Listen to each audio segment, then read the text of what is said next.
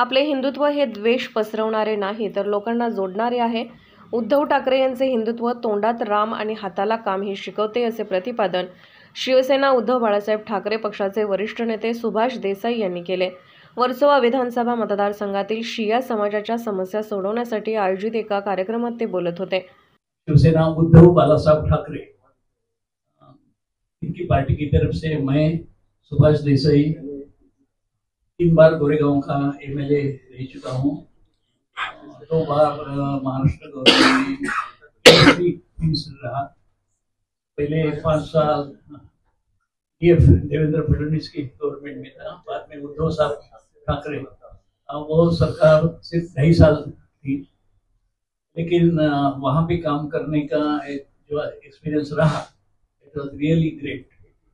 मेरे साथ जेएम अभ्यंकर है, ये अभ्यंकर आमदार यानी MLC, member of legislative council, और मुंबई टीचर्स कॉन्स्टिट्यूएंसी जो है उसके इलेक्शन 6 महीने पहले हुए थे, उसमें ये चुन के आए हैं हमारी पार्टी से।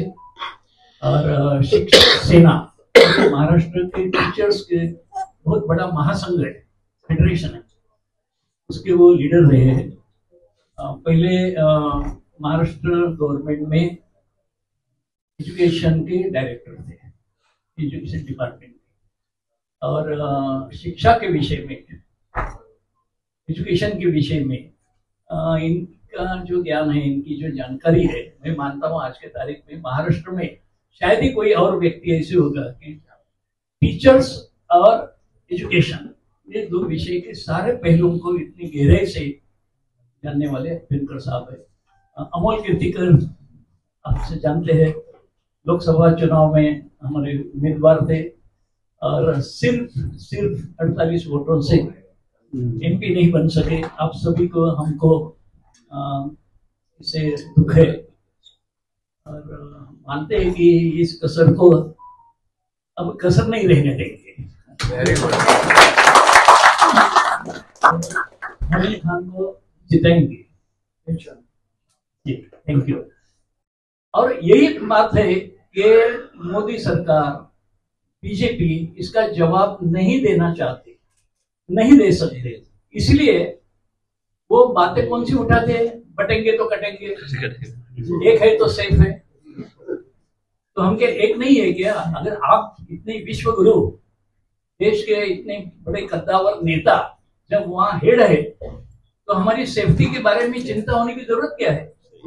और हमको बटने की डर होने की क्या जरूरत है? तो ये ऐसे सवाल इसीलिए उठाए जाते हैं कि महंगाई के बारे में उनके पास जवाब नहीं। आज बेरोजगारी जो चल रही है, इतनी बड़ी समस्या है बेरोजगारी की, कि बच्चे पढ़ते हैं लेकिन उनको मौका नहीं मिलता। हमने देखा है कि मराठवाड़ा जैसे एरिया है, वहां आपको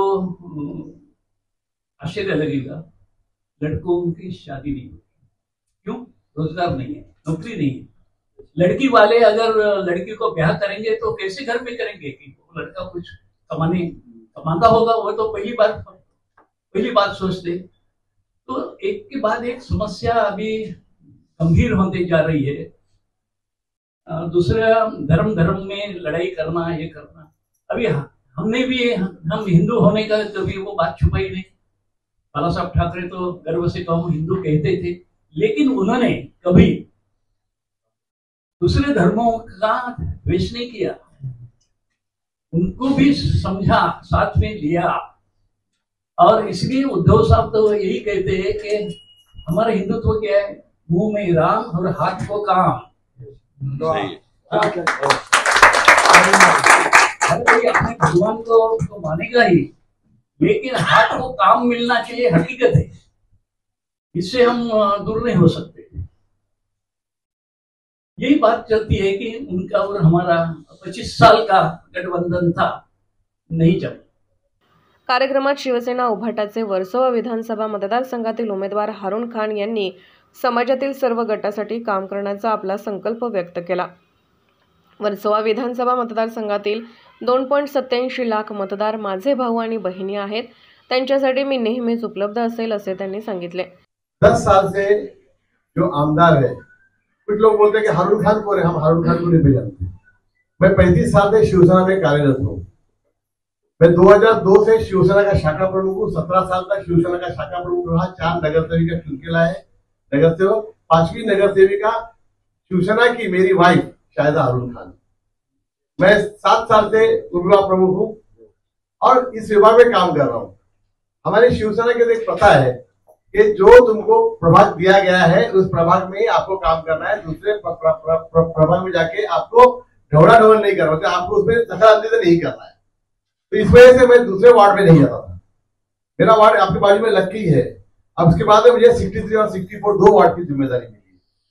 आज आपको मैं बता दूं, जो आमदार आपके सामने 10 साल पहले आप उसका नाम जानते थे क्या?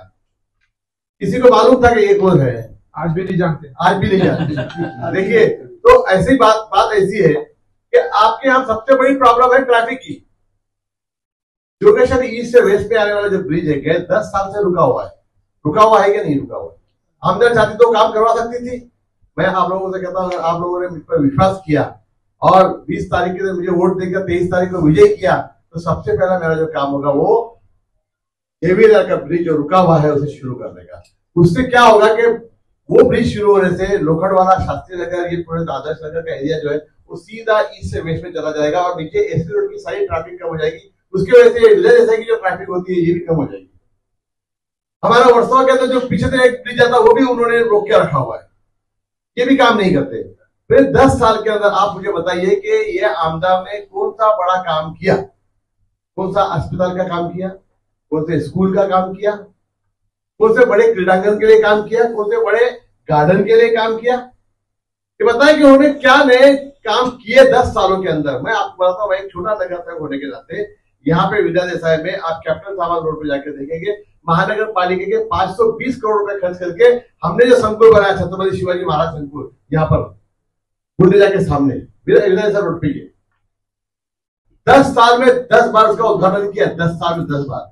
लेकिन वो बोटानिकल गार्डन आज तक के लोगों को नहीं मिला है। आज भी आप यहां से उठ के जाइए और जाके देखिए, वहां पर विकेट गेट पे लिखा हुआ है नो एंट्री और बड़े गेट पे लिखा है नो एंट्री। एंट्री किसको है? सिर्फ उसने अंदर ऑफिस बना के रखी है उनके जो लोग हैं उनके लिए, और उनके जो कॉन्ट्रैक्टर्स है वो कॉन्ट्रैक्टर सारा सामान लाके वो गार्डन में रखे हुए। अब कौन से कॉन्ट्रैक्टर्स क्या काम करते हैं वो उनको मालूम है। ये ऐसे काम मैं आप लोगों को कहता हूं। आप लोगों ने कब्रिस्तान के बारे में जो प्लॉट रिजर्व है उस प्लॉट में से, मैं सुभाष देसाई जी हमारे यहाँ पे नेता बैठे, अम्बेडकर जी है, हमारी राजीव पटेल है, अमोल कीर्तिकर जी यहाँ सामने है आपके सामने, मैं इनके सामने आपको वचन देता हूं, जो प्लॉट रिजर्व है उस प्लॉट पे वही काम होगा। और आपके कब्रिस्तान के लिए सिर्फ मैं नहीं, हमारे देसाई साहब, हमारे एमएलए साहब, अम्बेडकर साहब, हम सब मिलकर काम करेंगे और आपके कब्रिस्तान के जो मसला है उसको आप लोगों ने कोई और मांग की ही नहीं। दूसरे के लोग वचन देंगे और मेरा वचन आपके सामने है कि आपके कब्रिस्तान का मसला मैं जल्द से जल्द हल करके आप लोगों के हवाले करने का काम करूंगा। बाकी और आपको कोई मांग नहीं रखता। और इस वर्सोवा विधानसभा के अंदर बहुत से काम हैं जो मुझे करने हैं। आप जाके देखिए, यारी रोड में आपका बड़ी संख्या में आपके लोग यारी रोड में हैं। यारी रोड के इंटरनल रोड जाके देखिए क्या हाल है। इंटरनल रोड पे स्टॉप वाटर ड्रेन बराबर नहीं है। 2,87,000 मतदार सबके सब मेरे भाई होंगे, सबके सब मेरी बहनें होंगे, सबके सब मेरे वोटर्स जो है उनके लिए मैं काम करूंगा। मैं किसी एक कम्युनिटी के लिए, किसी एक भाई के लिए, किसी एक जात के लिए, किसी एक धर्म के लिए काम नहीं करूंगा। क्योंकि शिवसेना प्रमुख ने हमारे को एक ही बात सिखाई है कि जात धर्म आणि गोत्र आमचा शिवसेना, शिवसेना, शिवसेना। हम लोग कोई जात नहीं मानते, कोई धर्म नहीं मानते। शिया समाजाच्या कब्रस्तानच्या समस्येवर माजी नगरसेविका राजुलताई पटेल म्हणाल्या, चुनावानंतर हारून खान यांच्यासोबत हा प्रश्न सोडवण्यासाठी मी कटिबद्ध आहे। उसका कारण यही है कि लोगों में ये चर्चा है, अरे हमारे मराठी लोग या हिंदू लोग बोलते हैं मुस्लिम है, लेकिन मैं उनको वही समझाती हूँ कि वो मुस्लिम है लेकिन शिव सैनिक है और कट्टर शिव सैनिक है। एक बार मराठी आदमी थोड़ा बहुत पीछे घुस जाएगा, लेकिन ये आगे जाके जो भी बात रहेगी वो करने को खड़ा रहता है। तो ऐसा आदमी है। दूसरी एक बात, मैं उद्धव जी का बहुत बहुत शुक्रिया अदा करूंगी। उसका कारण ऐसा है कि उद्धव जी ने जो निर्णय लिया है वो बहुत अच्छा निर्णय है। ये हिंदुस्तान है, और लोकशाही है, सभी का अधिकार है। मैं हमारे लोगों को वही समझाती हूँ कि तेरे बाजू में अगर कोई मुस्लिम रहता है तो तू घर छोड़ के जाता है क्या, या कोई मराठी रहता है तो तुम लोग घर छोड़ के जाते हो, सब साथ में ही रहते हो ना। फिर आज वोटिंग में क्यों हिंदू मुस्लिम करना है हमें। और उद्धव जी ने बहुत अच्छा निर्णय लिया, उन्होंने मुस्लिम समाज को न्याय दिया है। आज मैं आपको एक छोटी सी बात बताती हूँ, जब लोकसभा में वक्फ बोर्ड का विषय आया था, हमारे जो अरविंद सावंत थे या वो लोग, उद्धव जी उसी दिन वहाँ थे और इन्होंने अचानक वक्फ बोर्ड का विषय दिया, तो हमारे नेता लोग कोई बोल नहीं पाए। तो अपने मुस्लिमों में उस टाइम पे बहुत ऐसे नाराजगी हुई कि मुस्लिम अरे ये शिवसेना के खासदार लोग बोले नहीं, तो बहुत बुरा लगा। आज अगर कोई ऐसा विषय आता है तो हरून उस समाज का है, तो वो उसको वक्फ बोर्ड क्या है, क्या नहीं बोलना है, क्या करना है, कैसे बोलना है, वो समझ सकेगा। तो और दूसरी एक बात है, आज जिस तरह से आप लोग कौन से कब्रिस्तान के बारे में, मैं क्योंकि लेट आई इसलिए मैं माफ़ी चाहती हूँ कि कब्रिस्तान की कौन सी बात थी, लेकिन हमारे यहाँ सिया समाज के लिए अगर जगह होगी और है, मुझे लगता है, एक तो खोजा लोगों का तो है ही यहाँ पे गुरुद्वारे के बाजू में, और मुझे लगता है औसिवरा में भी है, और मुझे लगता है जोगेश्वरी में भी है।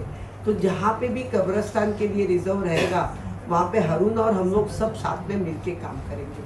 और सही में हरून की और हमारी आदत एक ही है, मैंने हरून को बोला है कि ये टाइम अपने को है ना, अकेले को काम नहीं करना है। भले तू जीत के आया ना, जिस आदमी ने, जिस लोगों ने, जिस समाज ने तेरे को वो काम बताया ना, उस समाज को साथ में लेके उनके खंधे से खंधा मिला के काम करना। हाँ, तो एना माटे આપણે બધા એક રીતે જોતા બધા આપણે સાથે રહેશું અને એક સાથે એક જ વસ્તુ છે કે અરે સાહેબ હરુણ જીતવાનો જ છે એમ નહીં કહેતા, હરુણને આપણે વોટ આપશું તો જ જીતશે, આપણા વોટની ખૂબ મોટી જરૂરત છે, એ એક વસ્તુ યાદ રાખજો। અને બધા લોકોને વોટ કરવા ઉતારજો, કારણ કે અમોલ વખતે થોડીક આપણી નિગ્લેક્ટ આપણે લોકોએ કર્યું। अमोल के टाइम में हम लोग ने थोड़ा सा निगलेक्शन नहीं किया होता ना, तो आज हम लोग की ये हालत नहीं होती थी। और इन लोगों ने क्या देखा कि 2200 वोट है तो इधर उधर घुमा लिया। उन्होंने, मुझे लगता है कि पहले जो बैलेट वोट आए थे ना, वो काउंट भी किए थे, वापस सेकंड टाइम काउंट किए, और सेकंड टाइम काउंट करके उन्होंने ये घोटाला किया है। तो इसमें अपने को समझ के देना पड़ेगा जरा सा। और आप लोगों को सभी का बहुत बहुत आभार, अभिनंदन कि संडे के दिन भी आप लोगों ने इतना टाइम निकाला। Thank you.